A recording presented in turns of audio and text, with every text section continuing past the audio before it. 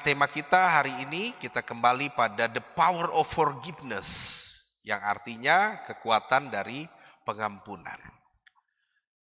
Dalam pendahuluan, next, akan membuat kehidupan kita, saudara, dapat mengatasi rasa marah kita, luka batin kita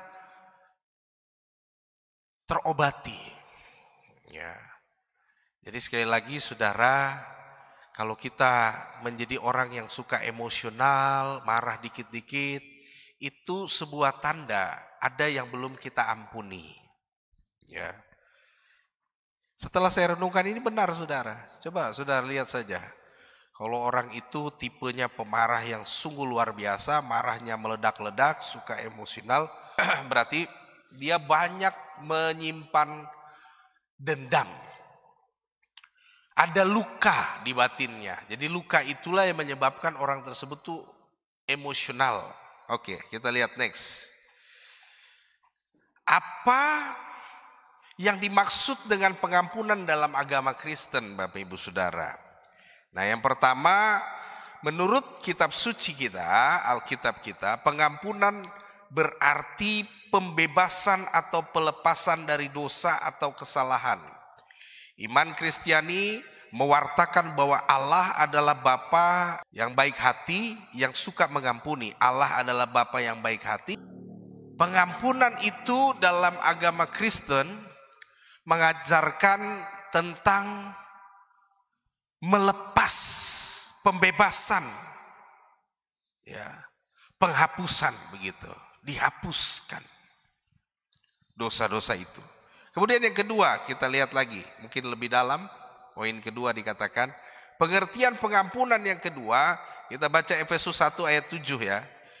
Efesus 1 ayat 7 demikian bunyinya, sebab di dalam Dia dan oleh darahnya kita beroleh penebusan yaitu pengampunan dosa. Menurut kekayaan kasih karunia-Nya. Kolose lagi sekarang, ayat 1 Kolose 1 ayat 14. Di dalam Dia kita memiliki penebusan kita, yaitu pengampunan dosa. Jadi dua ayat ini saudara sama-sama bilang penebusan yaitu pengampunan dosa. Penebusan yaitu pengampunan dosa. Next. Artinya apa? Artinya pengampunan, ayat ini bilang sama dengan penebusan. Sekarang arti penebusan itu apa? Ya, penebusan adalah suatu konsep penting dalam banyak agama termasuk Yudaisme dan kekristenan. Dan dalam kata Inggris redemption yang berarti pembelian kembali dan membeli kembali, dalam hukum Taurat mengacu pada tebusan budak-budak sebagai salah satu contohnya. Saudaraku yang terkasih dalam Kristus, jadi pelanggaran atau dosa yang menyebabkan harus diampuni itu berbicara seperti apa, saudara? Seperti digadai. Jadi saat seseorang berbuat kesalahan dan dia membutuhkan pengampunan, kesalahan itu Bapak Ibu Saudara bagai seseorang yang telah tergadaikan. Ya, saudara pernah kasih pegadaian belum? Jemaat kita pernah taruh pegadaian, misalnya BPKB atau mungkin emas gitu. Pernah nggak, saudara? Ya, pernah nggak? Kalau pernah, seperti itu saudara rasanya. Ya, kita terus berpikir bahwa kalau saya tidak perhatikan itu pegadaian, lama-lama dilelang orang. Lalu barang yang kita gadai, yang kita sayangi itu hilang lenyap. Ya, saudara. Jadi kurang lebih seperti itu. Jadi demikianlah kehidupan orang yang berdosa. Jadi kalau kita berbuat dosa, kita tuh seperti digadai. Ya. Tapi masih bisa ditebus. Penebusannya dengan apa? Dengan percaya kepada Yesus. Pengampunan dari Yesus. Demikian juga saudara, konsep pengampunan dan penebusan itu kurang lebih sama. Jadi dosa menyebabkan kita harus ditebus. Jadi pengampunan dan penebusan itu kurang lebih sama. Coba kita lihat next lagi. Itu sebabnya mengapa kita harus mengampuni, agar kita dapat menerima pengampunan dosa-dosa kita perlu mengampuni orang lain. Karena pengampunan sama dengan penebusan, maka ada harga yang harus dibayar. Kembali kepada ayat kita awal tadi, Matius 6 ayat 14, karena jikalau kamu mengampuni kesalahan orang, maka Bapamu yang di sorga akan mengampuni kamu juga. Saudara, kita ditebus dengan harga yang mahal dengan darah Yesus. Ya kan? Tetapi untuk bisa diampuni juga, kita juga harus membayar harga. Harga itu bernama mengampuni orang lain yang bersalah kepada kita. Ya, kenapa kita harus seperti itu, saudara? Karena harus ada harga yang dibayar. Ya, jadi kalau saudara mau diampuni, kita harus mengampuni orang juga. Sebab kalau kita tidak mengampuni, saudara, kita tidak akan diampuni. Jadi ini penting sekali Bapak Ibu Saudara, kita harus mengampuni orang lain. Karena dengan mengampuni, kita juga diampuni. Oke, kita lihat ini. Ada langkah-langkah untuk menerima pengampunan dari Tuhan. Jadi kita lihat pokok pertama, saudara. Bagaimana sih caranya? Kita ini semua adalah orang-orang yang hidup dalam pelanggaran, tidak luput dari dosa. Nah, untuk itu sebagai orang Kristen kita harus memahami ya apa yang menjadi langkah-langkah, poin-poin penting sehingga kita orang-orang di dalam Kristus ditebus, dosa kita diampuni. Yaitu yang pertama, saudara, kita lihat di sana 1 Yohanes 1 ayat 9. Demikian bunyi firman Tuhan, jika kita mengaku dosa kita, maka Ia adalah setia dan adil sehingga Ia mengampuni segala dosa kita dan menyucikan kita dari segala kejahatan. Jadi untuk kita bisa diampuni dosanya, kita pertama harus mengaku dosa, saudara. Ya. Karena kalau kita tidak mengaku dosa, dosa kita tidak bisa diampuni, saudara. Jadi iblis itu seringkali berpendapat dan membuat opini kepada kita. Dia bilang begini, kamu kalau tidak mengaku dosa, kamu berharga. Ya kan? Jadi iblis merubah pikiran manusia untuk bisa menjadi berharga. Jangan cerita apa yang menjadi kesalahan kita. Tapi di sisi lain,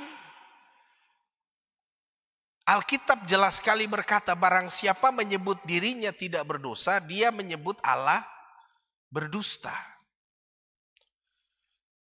Dia menjadikan Allah itu sebagai pendusta. Ya, karena jelas sekali di dalam Roma pasalnya yang ke-3 ya, ayat 23, bahwa semua manusia telah berbuat dosa dan kehilangan kemuliaan Allah. Jadi tidak ada satupun manusia di muka bumi ini yang tidak berdosa. Jadi saudara, iblis menipu itu, dia menaruh opini dalam pikiran manusia, kalau kamu terbuka, kamu jadi tidak berharga. Salah. Kekristenan memandang bahwa menutupi dosa kita akan menyebabkan kita tidak tenang, tidak damai sejahtera. Tapi dengan kita mengakui dosa kita, maka ada pengampunan, saudara. Ya. Di hadapan manusia kita memang berharga, tapi di hadapan Allah kita tidak berharga. Tapi ketika kita yang dalam keadaan kondisi mengaku dosa, maka apa yang terjadi, saudara? Kita menjadi orang-orang yang berharga di mata Tuhan. Tuhan memberkati kita, Bapak Ibu Saudara. Tuhan menyediakan pertolongan, hikmat, anugerah, serta membuka jalan keluar bagi kehidupan kita. Kemudian yang kedua, untuk bisa diampuni dosanya, kita dalam Kisah Rasul pasalnya yang kedua ayat yang ke-38 demikian bunyinya, jawab Petrus kepada mereka, bertobatlah dan hendaklah kamu masing-masing memberi dirimu dibaptis dalam nama Yesus Kristus untuk pengampunan dosamu, maka kamu akan menerima karunia Roh Kudus. Jadi selain kita mengambil langkah mengaku dosa, yang kedua kita bertobat. Bertobat dan dibaptis. Jadi ini artinya orang Yahudi tadinya belum percaya Yesus, ya dia bukan orang Kristen, dia dibaptis begitu. Jadi orang-orang yang belum menerima Kristus dia perlu dibaptis. Ya. Jadi itu penting sudah, pertobatan dan pembaptisan. Pertobatan itu artinya apa? Pertobatan itu artinya kita meninggalkan semua yang kita sudah akui. Jadi tadi kita sudah melakukan pengakuan dosa, terus kita setelah pengakuan dosa, kita tinggalkan pengakuan dosa itu, jangan lagi kita hidup dalam segala yang kita akui tadi. Kita sudah mengaku, berarti kita bertobat, artinya tidak lagi kembali kepada dosa itu, saudara. Ya, itu jadi penting seperti itu, saudara. Kemudian next yang ketiga, pengampunan dosa itu dapat terjadi, yaitu ketika kita punya iman. Mengakui Yesus ya sebagai Tuhan dan Juru Selamat kita. Kisah Rasul pasal 10 ayat 43, tentang dialah semua nabi bersaksi, barang siapa percaya kepadanya, ia akan mendapat pengampunan dosa karena namanya. Jadi kita harus percaya Yesus, saudara. Artinya dengan percaya kepada Yesus kita sudah bertobat, kita sudah pengakuan dosa. Kita harus yakini bahwa dosa-dosa kita sudah diampuni dengan melaksanakan firman tadi, iman percaya kepada salib Kristus. Ya, kita harus yakin teguh bahwa saya sudah dibebaskan. Saya pasti masuk surga. Jadi timbullah iman dalam diri kita. Ya. Jadi itu, saudara, ya. Kemudian yang keempat, untuk bisa menerima pengampunan dari Tuhan berarti yang terakhir, kita harus mengampuni dosa orang. Ya, dalam pendahuluan tadi saya sudah sampaikan, orang yang tidak mengampuni orang lain hidupnya penuh dengan kedendaman dan kebencian. Orang yang tidak mengampuni orang lain, dia menjadi orang yang pemarah, saudara. Mudah sekali meledak. Coba sekali lagi, ayat ini menjadi perenungan kita, saudara. Siapapun kita yang datang hari ini, kalau engkau dikenal oleh keluargamu, engkau dikenal oleh saudaramu, engkau dikenal di sekolah, engkau dikenal di komplek, di lingkunganmu, engkau adalah orang yang pemarah. Berarti ada luka-luka, ada kebencian terhadap barang seseorang yang tidak diketahui, engkau masih dendam, simpan dendam. Ya. Tapi kalau saudara lihat orang tersebut adalah orang yang tidak mudah pemarah, tidak mudah tersulut emosinya, pasti dia adalah orang yang sudah mengampuni orang lain. Ya. Coba nanti saudara lihat saja. Mungkin saudara bukan tipe orang yang pemarah. Pak Pendeta, saya bukan orang pemarah. Oke. Tapi sekarang lihat, di kalangan keluargamu, di kalangan tempat engkau bekerja, di kalangan kompleksmu mungkin, ada orang yang suka marah-marah. Nah, indikasi itu tercatat bahwa orang yang emosional itu karena dia menyimpan kebencian dan kedendaman terhadap seseorang. Nah, itu perlu dibereskan, saudara. Ya. Jadi kita harus menjadi pribadi yang penuh dengan sukacita, tidak emosional. Ya. Jadi begitu. Bisa dipahami ya, saudara-saudara yang hadir, Bapak Ibu. Kalau kita punya anak mungkin kelihatan dia suka pemarah. Akhirnya kita balik marah dia lagi, jangan, saudara. Mungkin ada sesuatu dalam dirinya. Dia mungkin marah dengan orang tua kah? Orang tua mungkin pernah kejam terhadap dia, akhirnya dia jadi pribadi yang keras. Berdamailah dengan anakmu. Panggil dia, doakan dia. Kalau engkau sebagai seorang ayah, kau bilang kepada anakmu, Bapak minta maaf ya nak, kalau mungkin selama engkau bertumbuh sampai dewasa ini, Bapak ini mungkin banyak melakukan kekerasan terhadap engkau. Engkau simpan dendam dan Bapak jadi Bapak minta maaf. Kalau engkau sebagai seorang ibu, engkau panggil anakmu, engkau rangkul dia. Ibu minta maaf, karena selama ini ibu jahat sama engkau, begitu ya.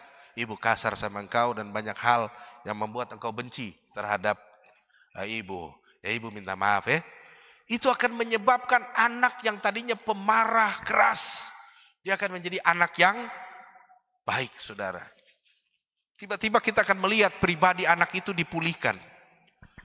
Ya, tadinya dia garang, marah, tiba-tiba kok jadi baik begitu. Kenapa bisa terjadi seperti itu? Karena terjadi perdamaian dan pengampunan dosa. Jadi itu sebabnya saudara, selain kita mengaku dosa, bertobat, dibaptis, iman kepada Yesus, tapi poin yang terakhir paling penting dan menjadi tema kita hari ini, yaitu barang siapa mengampuni kesalahan orang, maka Bapa di sorga juga mengampuni kesalahan orang itu. Jadi saudara, pengampunan dalam sebuah keluarga itu penting ya. Penting sekali, menyebabkan emosional itu terjadi perubahan. Oke, next. Tadi kita bisa melihat langkah-langkah untuk menerima pengampunan dari Tuhan untuk pribadi kita. Tapi sekarang bagaimana Pak Pendeta agar kita bisa mengampuni orang lain? Tadi kan adalah poin bagaimana untuk kita menerima pengampunan dari Tuhan bagi kita. Sekarang kita akan memahami bagaimana caranya saya ini bisa mengampuni orang lain. Ya, dengan sepenuhnya. Kita lihat ada 4 langkah untuk mengampuni seseorang dengan sepenuhnya. Yang pertama, saudara bisa catat ini atau nanti lihat saja di proyektor. Ya, yang pertama, renungi atau renungkan pengampunan yang kamu telah terima dari Tuhan. Untuk kita bisa ampuni orang lain yang bersalah, jahat sama kita, kejam, tega, mengkhianati kita. 1, renungkanlah pengampunan yang kamu telah terima dari Tuhan. Ya, dengan merenungkan, oh ya, saya juga banyak dosa, saya juga banyak kejahatan. Dengan kita merenungkan Tuhan baik Dia sudah ampuni saya. Firman Tuhan berkata, ampuni musuhmu, ampuni juga orang yang bersalah kepadamu. Jadi dengan kita merenungkan pertolongan Tuhan, pengampunan Tuhan, kebaikan Tuhan, kita bisa ampuni orang yang jahat sama kita, saudara. Yang kedua, untuk kita bisa mengampuni orang yang bersalah kepada kita, yaitu kita harus mencoba melihat mereka dari perspektif yang berlainan. Artinya apa, Bapak Ibu Saudara? Perspektif yang berlainan itu artinya apa? Artinya begini, kita harus melihat dari sudut pandang mereka. Ya. Jadi dari sudut pandang orang tersebut, kenapa dia buat kesalahan kepada kita? Kenapa dia buat jahat kepada kita? Coba kita lihat perspektif dia itu apa. Ya. Itu yang penting, saudara. Jangan sampai dia buat kesalahan yang menyebabkan kita sakit hati adalah tujuannya kebaikan. Ada, saudara. Demi untuk mengasihi, demi kebaikan, ada orang kadangkala bisa bohong. Ya. Akhirnya pas ketahuan bohong, sakit hatilah orang tersebut, bencilah orang tersebut karena kamu bohong dengan saya. Tapi mari, kalau kita mau belajar untuk bisa mengampuni orang tersebut yang bersalah kepada kita, kita harus lihat dari perspektifnya dia. Dia melakukan itu kepada kita karena apa gitu. Jangan-jangan niatnya sebenarnya baik. Ya. Ada kan orang niatnya baik, saudara? Tujuannya baik, tapi tidak baik apabila ketahuan, gitu, ya, gitu. Apalagi saudara, kita harus lihat dari perspektif orang lain. Contohnya, pokoknya kejahatan apa saja yang dia lakukan itu dia pikir benar. Ya mungkin kita berpikir, oh setelah saya menilai, saya meneliti, saya mengkaji ulang, saya mulai mewawancarai, kenapa dia buat seperti itu terhadap diri saya, dia jahat terhadap diri saya. Setelah saya cari tahu, saya kumpulkan cerita dan data, kemudian kita dapat sebuah informasi bahwa ternyata dia berbuat demikian karena mungkin kesalahan kita juga. Kita yang mulai duluan. Nah, gitu. Begitu. Jadi mari coba dari perspektif yang lain atau berbeda. Dari perspektif orang tersebut. Tapi Pak Pendeta begini, misalnya saya sudah cari tahu. Karena memang itu kebiasaan dia. Itu hobinya dia. Kira-kira bagaimana? Ya kita lihat dari perspektif firman. Kalau kita lihat dari perspektif firman, orang berbuat kejahatan dan dosa itu karena dirasuk roh jahat. Ya kan? Nah, dari perspektif ini kita bisa mengampuni akhirnya. Oh iya benar. Orang yang dikuasai iblis, orang yang dipenuhi oleh iblis, orang yang dikontrol oleh roh jahat, tentu dia seperti robot yang dikendalikan. Sehingga dia akan berbuat apa saja. Jadi gitu saudara ya. Sehingga kita bisa mengampuni. Karena perspektifnya kita sudah rubah. Bukan dia lagi yang berbuat jahat terhadap kita, melainkan iblis yang di dalam dia, yang mengkontrol dirinya, sehingga dia tidak sadar dia berbuat sekehendak hatinya. Dia berbuat jahat terhadap kita. Begitu. Jadi untuk kita bisa mengampuni orang, kita harus melihat perspektif yang berbeda. Kalau kita pakai perspektif kita, semua manusia tetap salah, saudara. Kalau kita pakai perspektif kita, kita selalu benar. Dan tidak akan ada kita menemukan sebuah titik temu untuk mengampuni orang. Tidak bisa. Tidak akan pernah bisa kita mengampuni orang. Kalau dari perspektif kita. Cobalah dari perspektif yang berbeda. Dari perspektif mereka. Kalau kita tidak ketemu dari perspektif mereka, karena memang orangnya jahat, ya dari perspektif roh. Firman. Bahwa roh berkata, kalau orang dikuasai oleh roh jahat, dia tidak dapat menolak kehendak roh jahat itu. Dia seperti robot yang disetir. Seperti robot yang pakai remote, diremote oleh setan itu. Begitu saudara ya. Maka ketika kita punya perspektif yang berlainan, maka kita bisa mengampuni. Kemudian yang ketiga, kita harus memutuskan bahwa kesakitan yang kita derita dengan berlarut-larut itu tidak sepadan. Ya, Bapak Ibu Saudara. Jadi kita harus memutuskan bahwa kesakitan yang kamu derita berlarut-larut itu tidak sepadan. Kenapa kita harus mengampuni? Kenapa agar kita bisa mengampuni saudara? Kita tidak boleh sakit itu berlarut-larut. Kan tidak sepadan saudara. Yang buat kejahatan yang menyakiti kita enak-enak saja.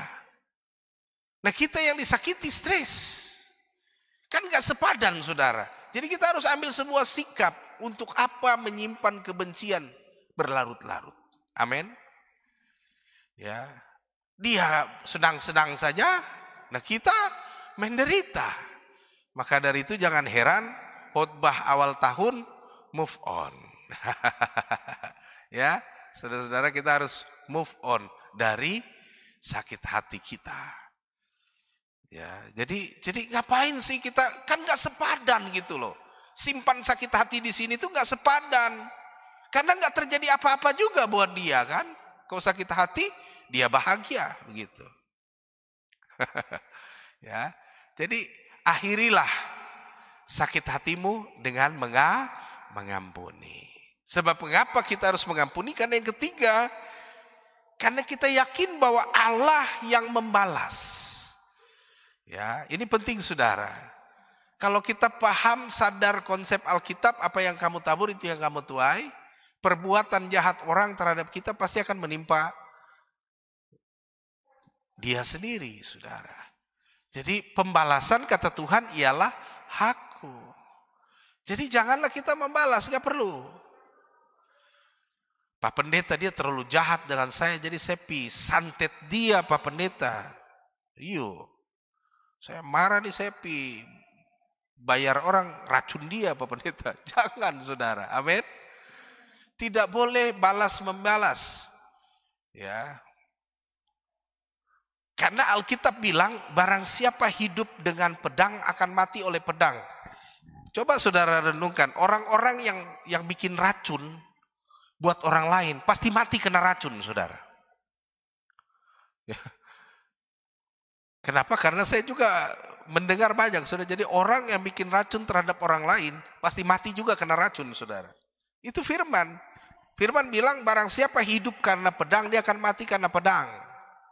Dia hidup karena peluru, maka dia akan mati juga karena peluru, saudara. Begitu. Jadi biarlah orang lain berbuat jahat dengan kita, karena perbuatan jahatnya akan menimpa dirinya sendiri. Pembalasan ialah hak Tuhan. Dengan memiliki sebuah pandangan bahwa Allah yang membalas, kita bisa mengampuni. Amin. Orang yang tidak mau mengampuni adalah orang yang mau mencoba untuk membalas. Iya kan? Coba saudara-saudara, kenapa saudara masih belum bisa ampuni dia? Ampuni musuh saudara, ampuni orang yang berbuat salah terhadap saudara. Karena saudara punya keinginan untuk balas dia gitu. Apa sih artinya? Balas dendam biar Tuhan yang punya, saudara. Lepaskan pengampunan, akhiri kebencian, maka dengan demikian pembalasan Tuhan akan berlaku. Next, kita lihat berapa kali kita harus mengampuni orang yang bersalah kepada kita. Berapa kali, saudara? Saya bacakan Matius 18 ayat 21-22, tapi ada bagian yang kita lompati. Saya bacakan demikian. Tuhan, sampai berapa kali aku harus mengampuni saudaraku jika ia berbuat dosa terhadap aku? Dan Tuhan berfirman, aku berkata kepadamu bukan sampai 7 kali, melainkan sampai 70 kali 7 kali. Jadi saudaraku yang terkasih dalam Kristus, Petrus bilang, Tuhan 7 kalikah dalam sehari kami mengampuni saudara kami? Tapi Tuhan bilang 70 kali 7 kali sehari. Artinya kita harus mengampuni itu sehari itu dia datang 1 kali, aduh kawan saya minta maaf nanti sebentar minta maaf. Dalam 1 hari saja dia datang 70 kali 7 kali. Kita tetap harus mengampuni, saudara. Ya, apapun kesalahannya, besar, kecil, sedang, berat, tipis, ringan, ampuni. Kenapa? Karena memang perintah Tuhan mengampuni itu 1 hari bukan 7 kali, tapi 70 kali 7 kali harus mengampuni. Jadi berkali-kali kita harus mengampuni orang yang bersalah kepada kita. Next, dalam penutup saudara, marilah kita mengampuni karena Tuhan lebih dahulu mengampuni. Dengan mengampuni, kita mengalami kelegaan batin, kita damai, kita menjadi pribadi yang selalu berbahagia. Kalau hari ini hidupmu tidak bahagia, ya itu standarnya jelas, belum mengampuni. Ya, ada nggak yang hari ini datang ke gereja, hatinya saya kayak nggak ada sukacita Pak Pendeta. Ya, saudara renungkan ini. Mungkin ada orang yang kau masih benci. Kalau hidupmu tidak dipenuhi dengan kebahagiaan, berarti engkau masih belum mengampuni. Tapi kalau engkau sudah menikmati sebuah kebahagiaan, meskipun hari ini kita tidak punya dana yang besar di dalam dompet kita, maaf kata mungkin tinggal 5.000 mungkin di kantong kita, dan mungkin makan hari ini hanya nasi putih campur Indomie mungkin, atau mungkin 1 telur mungkin. Tapi saya mau sampaikan, kalau engkau mengampuni orang, kau pasti bersyukur dengan berkat yang ada itu. Amin. Tapi kalau engkau tidak bersuka cita, meski engkau dengan berkat yang banyak di dalam dirimu, berarti ada pengampunan yang belum kau lakukan. Jadi hari ini harus mengampuni saudara ya. Saya percaya firman hari ini tidak kebetulan datang buat saudara, buat saya, buat kita semua yang berkesempatan beribadah hari ini dan juga yang berkesempatan mengikuti ibadah online. Saya percaya tidak sebuah kebetulan engkau mendengar. Ya, mungkin engkau sedang bertanya-tanya dari hari ke hari, kenapa hati saya ini kok tidak damai? Kenapa saya ini dulunya tidak terlahir pemarah? Saya ini dulunya orang yang ceria. Saya ini orang yang happy-happy gitu ya. Tapi kok dalam akhir-akhir ini saya menjadi pribadi yang pemarah, suka ngamuk, suka meledak. Orang ribut sedikit saya batariak. Ya, saya sudah meninggalkan tahun 2023, tapi saya kok nggak berubah-berubah gitu. Saya ini menjadi pribadi yang suka marah. Perasaan awal tahun lalu saya tidak pemarah, tapi di tahun ini kok saya jadi orang yang emosional, sedikit-sedikit marah. Mari renungkan, tilik kembali